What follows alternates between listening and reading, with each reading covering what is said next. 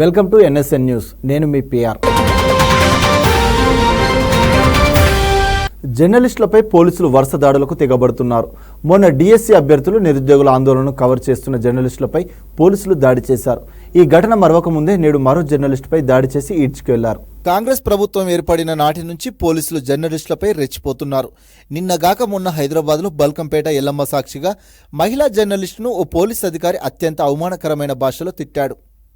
ఈ ఘటన మర్చిపోకముందే Osmania university arts college సాక్షిగా మరో జర్నలిస్టుపై పోలీసులు అత్యంత అమానవీయంగా ప్రవర్తించారు.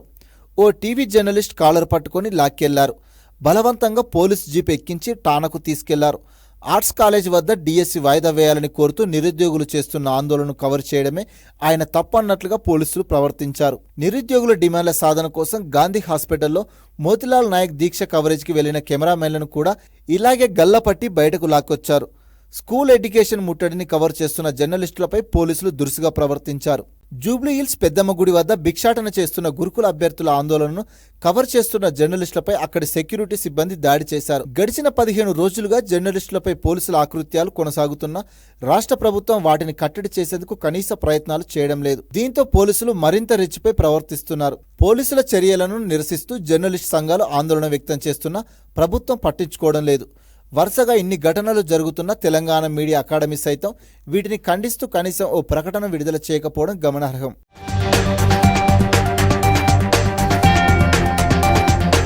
డిఎస్సి అభ్యర్థులు నిరుద్యోగుల ఆందోళనలు కవర్ చేస్తున్న జర్నలిస్టులపై పోలీసులు దాడులు చేయడం ఏమిటని మాజీ మంత్రి హరీష్ రావు ప్రశ్నించారు. జర్నలిస్టులపై పోలీసుల దాడులను ఖండిస్తున్నానని ఎక్స్లో ఆయన పోస్ట్ చేశారు. జర్నలిస్టులపై అనుసరిస్తున్న నిరంకుశ వైఖరి మార్చుకోవాలని ప్రభుత్వాన్ని హెచ్చరించారు. పోలీసులు అదుపులోకి తీసుకున్న జర్నలిస్టులను తక్షణమే విడుదల చేయాలని డిమాండ్ చేశారు. కాంగ్రెస్ అధికారంలోకి వచ్చిన నాటి నుంచి ఉస్మానియాలో తెలంగాణ ఉద్యమం నాటి దృశ్యాలు కనిపిస్తున్నాయని బీఆర్ఎస్ వర్కింగ్ ప్రెసిడెంట్ కేటీఆర్ ఆందోళన వ్యక్తం చేశారు. ఉస్మానియా యూనివర్సిటీలో జీ న్యూస్ రిపోర్టర్ కెమెరామెన్లను అక్రమంగా అరెస్టు చేయడం దారుణమన్నారు.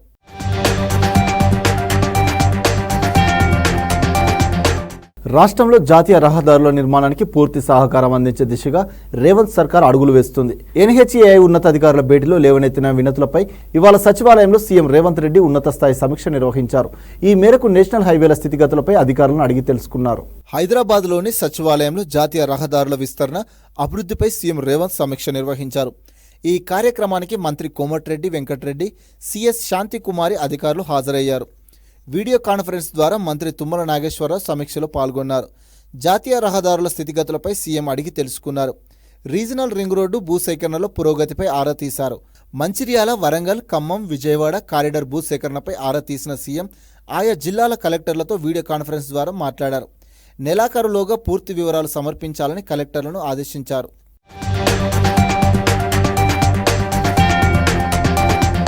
చేతిరాతతో విద్యార్థుల తలరాతలు మార్చిన ఉపాధ్యాయుడు ఆయన. స్ఫూర్తివంతమైన మాటలతో భావి భారత పౌరులకు బంగారు భవిష్యత్తు ప్రసాదించిన వక్త. తెలుగు, హిందీ, ఇంగ్లీష్ వంటి భాషలకు అక్షరాల తోటమాలిగా మారి సోషల్ మీడియాను షేక్ చేస్తున్నాడు. తన గాత్రంతో లేత మనసుల్లో దేశభక్తి కుసుమాలు వికసింపజేసిన స్వరధార. ఆయన సిద్దిపేటకు చెందిన ఉపాధ్యాయుడు ఎజాజ్ అహ్మద్. చేతిరాత మెలకువలతో విద్యార్థుల తలరాతలు మార్చే ఎజాజ్ అహ్మద్ తన ఆప్యాయమైన పలకరింపులతో ఎదుటివారికి ధైర్యాన్ని నింపుతారు. తన అక్షరాలతో స్తబ్ద సమాజంలోని సోమరులను నిద్రలేపగల కవి. తన అక్షరాలతో మనిషి అంతరాలలో యుద్ధం చేయించగల శక్తి ఆయన సొంతం. తన మాటలు రాతలతో మనిషి మనస్సును కదిలించగల మానసిక నిపుణుడు. సామాన్యుడికి అర్థమయ్యేలా వ్యాసాలు, పద్యాలు రాయడమే కాకుండా చదువుకోవాలని కోరికను పుట్టించిన గురువు.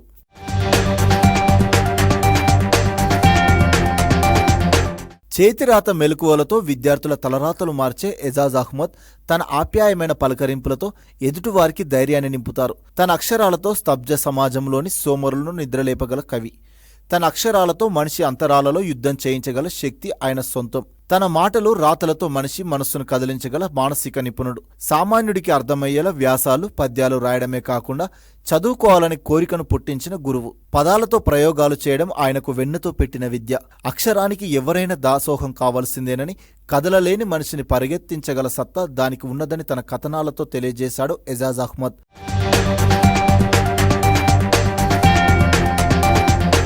సిద్దిపేట జిల్లా కేంద్రంలోని మోహినిపుర 4 అంగన్వాడీ కేంద్రాలలో గ్రోత్ మేళా కార్యక్రమాన్ని నిర్వహించారు సిబ్బంది. గ్రోత్ మేళాలో భాగంగా మోహినిపుర అంగన్వాడీ 1, 2, 3 సెంటర్లలో 5 సంవత్సరాల పిల్లల బరువు ఎత్తును చెక్ చేశారు. పిల్లలు వయసుకు తగ్గ వెయిట్, హైట్ తగ్గ బరువుతో పాటు సరైన పోషకాహారాలు తీసుకుంటున్నారా లేదా అని తెలుసుకున్నారు. ప్రతి నెల 1 నుంచి 10వ తేదీ వరకు ఈ కార్యక్రమం నిర్వహిస్తారు. 7 నుంచి 3 సంవత్సరాలలో పిల్లలకు అతి తీవ్ర పోషణ ఉంటే వారికి బాలామృతం ఇస్తామన్నారు అంగన్వాడీ సిబ్బంది.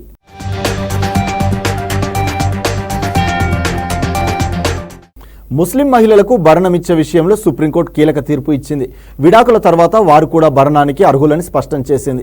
విడాకులు తీసుకున్న తన భార్యకు భరణం చెల్లించాలంటూ సిఆర్పిసి సెక్షన్ 125 ప్రకారం ఫ్యామిలీ కోర్టు ఇచ్చిన ఆదేశాలను సవాలు చేస్తూ మహమ్మద్ అబ్దుల్ సమద్ అనే వ్యక్తి సుప్రీంకోర్టులో పిటిషన్ వేశారు. భార్యకు భరణం ఇవ్వాలని ఫ్యామిలీ కోర్టు ఇచ్చిన తీర్పులో జోక్యం చేసుకునేందుకు తెలంగాణ హైకోర్టు నిరాకరించడంతో అతను సర్వోన్నత న్యాయస్థానాన్ని ఆశ్రయించారు. ఆ పిటిషన్ జస్టిస్ అగస్టిన్ జార్జ్ మాసిహ్లతో కూడిన సుప్రీంకోర్టు ధర్మాసనం కొట్టివేసింది. విడాకుల తర్వాత తమ భర్త నుంచి వారు భరణం కోరవచ్చని తీర్పునిచ్చింది. సిఆర్పిసి సెక్షన్ 125 అన్ని మతాల మహిళలకు వర్తిస్తుందని స్పష్టం చేసింది. భరణం అనేది చారిటీ కాదని, వివాహితకు అది ఒక హక్కు అని సుప్రీంకోర్టు తేల్చి చెప్పింది. మతంతో సంబంధం లేకుండా పెళ్లైన అందరి మహిళలకు ఇది వర్తిస్తుందని పేర్కొంది.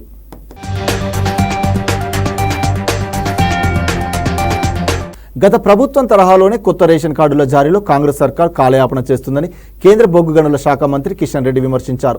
హైదరాబాద్ అంబర్పేట నియోజకవర్గంలోని పలు డివిజన్ల పరిధిలో జరుగుతున్న వివిధ అభివృద్ధి పనులను పర్యవేక్షించారు. బాగ్ అంబర్పేట్, ఓల్డ్ ప్రేమ్ నగర్, పటేల్ నగర్, మల్లికార్జున్ నగర్ తదితర బస్తీల్లో కిషన్ రెడ్డి పాదయాత్ర నిర్వహించి ప్రజా సమస్యలను అడిగి తెలుసుకున్నారు. రాష్ట్ర ఖజానాకు సింహభాగం హైదరాబాద్ నుంచి ఆదాయం వస్తున్నా అభివృద్ధి మాత్రం పడికేసిందని ఆరోపించారు కేంద్ర మంత్రి.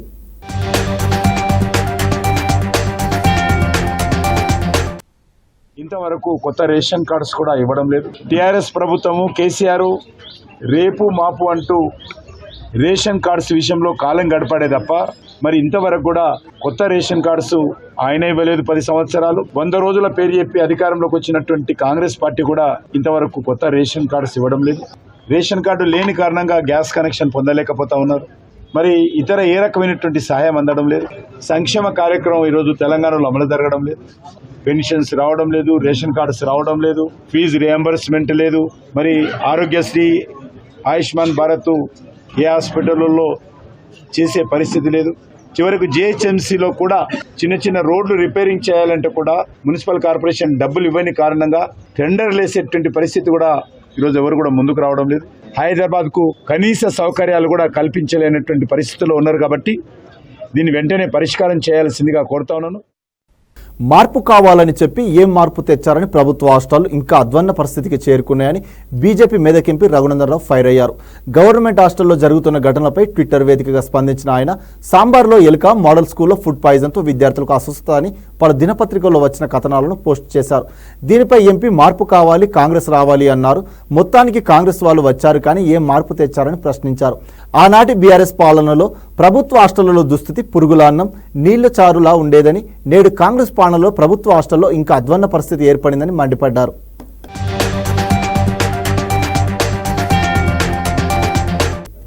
డిఎస్సి వాయిదా వేయడంతో పాటు గ్రూప్ 2, గ్రూప్ 3 పోస్టులను పెంచాలని విద్యార్థుల రాజకీయ పార్టీ నాయకులు సచివాలయం ఎదుట ధర్నా నిర్వహించారు.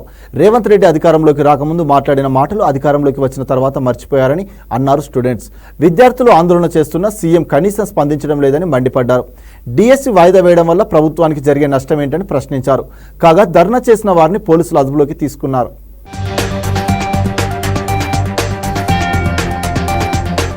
5 ఏళ్ల వైసీపీ పాలనలో ప్రభుత్వ జూనియర్ కళాశాలలో పుస్తకాల కొరతతో విద్యార్థులు తీవ్ర ఇబ్బందులు ఎదుర్కొన్నారు. సీనియర్ల బుక్స్ సాయంతో నోట్స్ రాసుకుని మొదటి సంవత్సరం పరీక్షలు పూర్తి చేసుకున్నామని విద్యార్థులు ఆవేదన వ్యక్తం చేశారు. అప్పులు చేసి పీడీఎఫ్లు, జిరాక్సులు తీసుకున్నామని విద్యార్థులు వాపోయారు. ఇంటర్ విద్యార్థులకు పుస్తకాలు ఇచ్చేందుకు కూటమి ప్రభుత్వం నిర్ణయం తీసుకోవడంపై విద్యార్థులు హర్షం వ్యక్తం చేస్తున్నారు.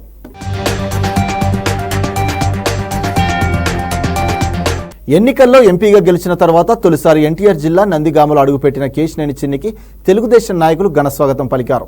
ఈ సందర్భంగా జాతీయ రహదారిపై బైక్ ర్యాలీ నిర్వహించారు.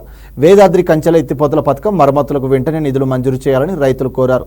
వైసీపీ హయాంలో నిధులు మంజూరు చేయకపోవడంతో పథకం ఆగిపోయి 17,000 ఎకరాలకు సాగునీరు అందలేదని ఆవేదన వ్యక్తం చేశారు. విషయాన్ని ముఖ్యమంత్రి చంద్రబాబు దృష్టికి తీసుకువెళ్లి సమస్య పరిష్కారానికి కృషి చేస్తారని వారు హామీ ఇచ్చారు.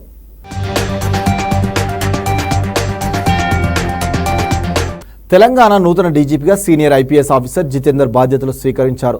1992 బ్యాచ్కు చెందిన ఐపీఎస్ అధికారి జితేందర్ను తెలంగాణ సర్కార్ డీజీపీగా నియమించిన విషయం తెలిసిందే. ఈ క్రమంలో ఇవాళ డీజీపీ కార్యాలయంలో ఆయన బాధ్యతలు స్వీకరించారు. ఈ సందర్భంగా జితేందర్కు పలువురు అధికారులు శుభాకాంక్షలు తెలిపారు. బాధ్యతల స్వీకరణ సందర్భంగా జితేందర్ మాట్లాడుతూ డీజీపీగా అవకాశం ఇచ్చిన రాష్ట్ర ప్రభుత్వానికి ధన్యవాదాలు తెలిపారు. నార్కోటిక్స్, సైబర్ క్రైమ్పై ఎక్కువ ఫోకస్ పెడతామని డీజీపీ జితేందర్ స్పష్టం చేశారు. కాగా నూతన డీజీపీగా నియమితులైన జితేందర్ సీఎం రేవంత్ రెడ్డిని మర్యాదపూర్వకంగా కలిశారు.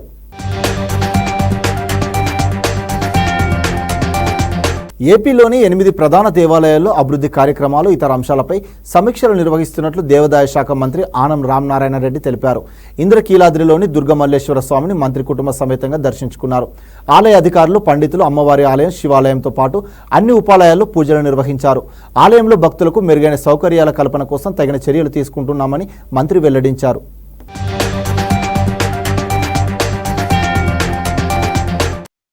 దేవాదాయ శాఖకు సంబంధించినటువంటి సమీక్షా కార్యక్రమాలు గడిచిన 2 రోజులుగా దేవాదాయ శాఖ కమిషనరేట్లో చేయడం జరుగుతూ ఉంది. ప్రధానమైన 7 ఆలయాలు మన రాష్ట్రంలో ఉన్నాయి. అందులో శ్రీ దుర్గామల్లేశ్వర స్వామి యొక్క ఆ తల్లి యొక్క ఆలయాన్ని కూడా కొంతవరకు వివరాలన్నీ తెలుసుకోవడం జరిగింది. ఈరోజు కుటుంబ సమేతంగా మిత్రులతోటి కలిపి ఇక్కడికి వచ్చాము. అన్ని దర్శనాలు పూర్తిగా చేసుకొని ఆశీస్సులు తీసుకున్నాం. జరిగేటువంటి అభివృద్ధి పనుల పట్ల కూడా కొంత మేరకు ఈవో గారు, అలాగే ఇంజనీర్లు, అర్చక స్వాములు అందరూ దాని గురించి వివరించడం జరిగింది. ఈ జరిగేటువంటి పనులు నాణ్యతతో ఉండాలనేటువంటి దానిలో ఎక్కడ కూడా మనం రాజీ పడకూడదని చెప్పి అధికారులకు కూడా సూచించడం జరిగింది. అందరికి కూడా విలువైనటువంటి ఆమె యొక్క దర్శన భాగ్యం కలిగించడమే లక్ష్యంగా పనిచేస్తాము. అదేవిధంగా త్వరలోనే పాలకవర్గం విషయంలో మన ముఖ్యమంత్రి శ్రీ చంద్రబాబు నాయుడు గారి ఆలోచనతో, ముఖ్యమంత్రి గారి యొక్క ఆలోచన సూచనలతోనే పాలకవర్గాన్ని కూడా ఏర్పాటు చేసుకోవడం కూడా జరుగుతుంది. ఏపీలోని రాజమహేంద్రవరంలోని మోరంపూడి ఫ్లైఓవర్ను ఆగస్టు 15న ప్రారంభిస్తామని ఎంపీ పురంధేశ్వరి తెలిపారు. ఎమ్మెల్యే ఆదిరెడ్డి వాసు, మాజీ ఎంపీ మురళీమోహన్తో కలిసి పై వంతెన నిర్మాణ పనులను ఎంపీ పరిశీలించారు. జాతీయ రహదారిపై ఎన్హెచ్ఏ చేపట్టిన వంతెన నిర్మాణం ఇప్పటికే పూర్తి కావాల్సి ఉన్న వైసీపీ తన రాజకీయ లబ్ధి కోసం ఆలస్యం చేసిందన్నారు. మోరంపూడిపై వంతెనను తాను ఎంపీగా ఉన్నప్పుడే సాధించామని మాజీ ఎంపీ మార్గాని భరత్ చెప్పడం హాస్యాస్పదమని నేతలు అన్నారు. వంతెనకు శిలాఫలకం టీడీపీ హయాంలోనే పడిందన్నారు.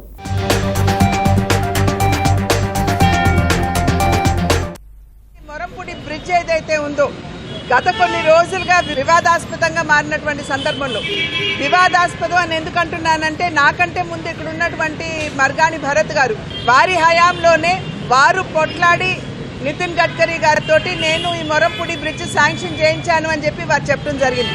మీరు చూసినట్లయితే ఇక్కడ 2 శిలా ఫలకాలు ఉన్నాయి. ఒకదాని మీద 2019వ సంవత్సరంలోనే దీనికి శంకుస్థాపన చేశారు అనేటువంటి అంశం మనకు అర్థమవుతుంది. ఆ తర్వాత 2021లో అనుకుంటాను 2వ శిలాఫలకం వేసి కమెన్స్మెంట్ ఆఫ్ వర్క్, అంటే పని ప్రారంభం అని చెప్పి వారు అక్కడ శిలాఫలకం వేయడం జరిగింది. అందరూ కూడా నవ్వుతారు, ఎందుకంటే ఎవరు ఎక్కడ కమెన్స్మెంట్ ఆఫ్ వర్క్ అని చెప్పి ఇంతవరకు శిలాఫలకం వేసినటువంటి దాఖలాలు దేశంలోనే లేవు. అంటే ఎక్కడికెక్కడ రాజకీయ లబ్ధి, ప్రజా శ్రేయస్సు కంటే కూడా రాజకీయ లబ్ధి మీద ఎక్కువ దృష్టి పెట్టినటువంటి విధానం మనకి సుస్పష్టంగా దీని మాధ్యమంగా మనకు అర్థమవుతుంది. ముఖ్యంగా ఈ మోరంపూడి ఫ్లైఓవర్ కోసమని అనేక పర్యాయాలు గడ్కరీ గారి దగ్గరికి వెళ్ళి, మీరు ఇవ్వండి సార్, హైయెస్ట్ ట్రాఫిక్ ఉన్న ఏరియా, అనేక యాక్సిడెంట్లు అవుతున్నాయి, కొన్ని యాక్సిడెంట్లు ఫోటోలు కూడా తీసుకెళ్లి చూపించి ఇది శాంక్షన్ చేయడమే కాకుండా దీంతో పాటు 4 చేయించాం. ఇవన్నీ కూడా వర్క్ కమెంట్స్ అయినాయి. దీనికోసం ఎంత కృషి చేశానో నాకు తెలుసు, రాజమండ్రి ప్రజలకు తెలుసు. ఇక్కడ శంకుస్థాపన చేసింది ఎప్పుడు చేశామో తెలుసు. ఎవరు కూడా ఇట్లా వేసుకోరు శిలాఫలకాలు. ఏదైనా అది వాళ్ళ విజ్ఞతకు వదిలేస్తాను. మాకు కొన్ని సాంప్రదాయాలు ఉన్నాయి. మీరు నిజంగా కానీ ఏదైనా ఒక అభివృద్ధి కార్యక్రమం చేస్తే దాన్ని మేము చేసామని చెప్పి ఆ యొక్క క్రెడిట్ని తీసుకునే తత్వం మాది కాదు. మీరు నిజంగానే చేస్తే మేము గౌరవిస్తాం.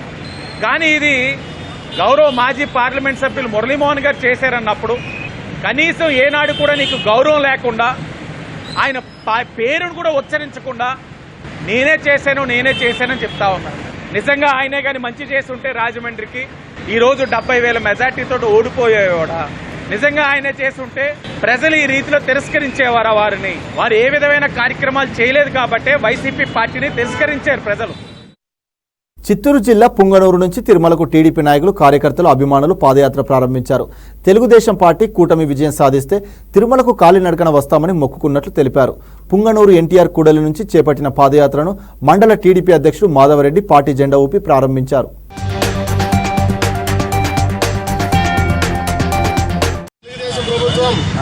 అధికారంలోకి వస్తే చంద్రబాబు నాయుడు గారు సీఎం అయితే మన పుంగనూరు నుంచి చాలా మంది పాదయాత్రగా తిరుమలకు వస్తామని చెప్పి ఆ రోజు ఆ వెంకటేశ్వర స్వామిని మొక్కుకోవడం జరిగిందంట. అది నెరవేరింది కాబట్టి ఈరోజు పుంగనూరు నుంచి చాలా మంది పాదయాత్రగా బయలుదేరి తిరుమలకు వెళ్ళి మొక్కులు తీర్చుకోవడానికి రెడీ అయినారు. వారికి స్వాగతం పలకడానికి మేము ఇక్కడికి రావడం జరిగింది. గత కొన్ని సంవత్సరాలుగా భయపడి ఇళ్లలో ఉన్న వాళ్ళు చాలా మంది పార్టీ అభిమానులు కష్టపడి పనిచేసిన వాళ్ళు కూడా చాలా మంది భయపడిపోయి ఇళ్లలో ఉన్నారు. వాళ్ళంతా ఈ రోజు బయటకు రావడం చాలా సంతోషంగా ఉంది. తిరుమల శ్రీవారిని పలువురు సినీ ప్రముఖులు దర్శించుకున్నారు. వీఐపీ ప్రారంభ విరామ దర్శన సమయంలో నిర్మాత దగ్గుబాటి సురేష్, దర్శకుడు గోపిచంద్ మలినేని, సంగీత దర్శకుడు తమన్లు స్వామివారి సేవలో పాల్గొన్నారు. టీటీడీ అధికారులు వారికి స్వాగతం పలికి దర్శన ఏర్పాట్లు చేశారు. అనంతరం గర్భాలయంలో స్వామివారిని దర్శించుకుని మొక్కులు చెల్లించుకున్నారు. దర్శనం తర్వాత రంగనాయకుల మండపంలో పండితులు వారికి ఆశీర్వచనం చేసి స్వామివారి తీర్థ ప్రసాదాలను అందజేశారు.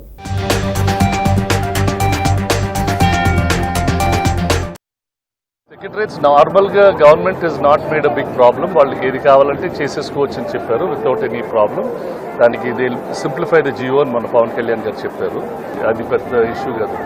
టికెట్ రేట్లు పెంచడం కన్నా ఫిలిం వ్యూయింగ్ అనేది అందరికీ మనం అందుబాటులో పెట్టాలా, ఎక్కువ మంది వచ్చి సినిమాలు చూస్తూ ఉండాలా. It is one of the cheapest entertainment and it is the best community. అంటే ఒక ఆనందం అందరు ఫ్యామిలీస్ని. ఇప్పుడు చాలా మంది ఆడియన్స్ థియేటర్స్కి రావటం లేదు. మేము నిర్మాతలుగా అలాంటి సినిమాలు తీసుకొచ్చి వాళ్ళని తీసుకురావాలా. We have to keep it affordable for them and అది ఒక మంచి ఎక్స్పీరియన్స్గా క్రియేట్ చేయటం is the most important thing. అప్పుడే సినిమాలు సర్వైవ్ అవుతాయి, థియేటర్స్ సర్వైవ్ అవుతాయి అండ్ ఆ బిజినెస్లో చాలా మందికి ఉద్యోగాలు కూడా ఉంటాయి. సింగరేణి బొగ్గు గనుల వేలాన్ని వ్యతిరేకిస్తూ మంచిర్యాల జిల్లా మందమరిలో ఏఐటీయూసీ ఆధ్వర్యంలో కార్మికులు రీలే నిరాహార దీక్ష చేపట్టారు. దీక్షకు పలువురు స్వచ్ఛంద సంస్థలు, కుల సంఘాల సభ్యులు సంఘీభావం తెలిపారు. కేంద్ర రాష్ట్ర ప్రభుత్వాలకు వ్యతిరేకంగా నినాదాలు చేస్తూ నిరసన వ్యక్తం చేశారు. సింగరేణి బొగ్గు బ్లాకులను ప్రైవేటీకరిస్తే సహించేది లేదని హెచ్చరించారు.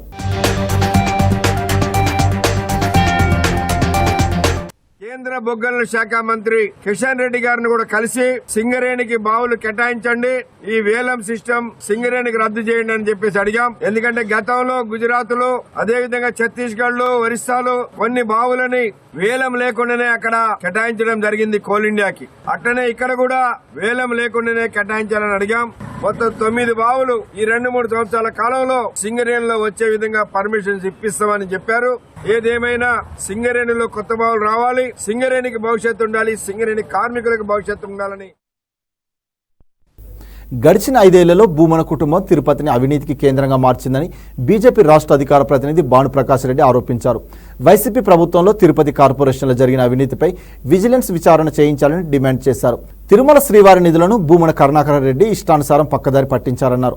తిరుపతిలో జరిగిన అవినీతిలో పాత్రదారులు, సూత్రధారులు, వాటాదారులపై విచారణ చేపట్టాలన్నారు.